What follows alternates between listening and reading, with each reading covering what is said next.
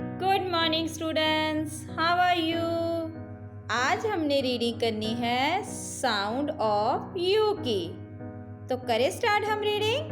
Very good.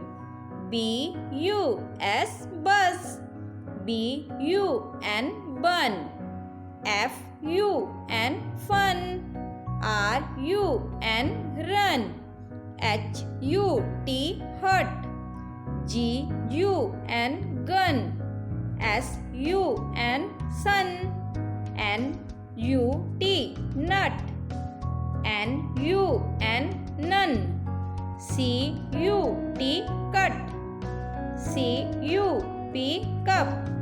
तो आप सभी स्टूडेंट्स ने साउंड ऑफ यू की अच्छे से रीडिंग करनी है। ओके बेटा।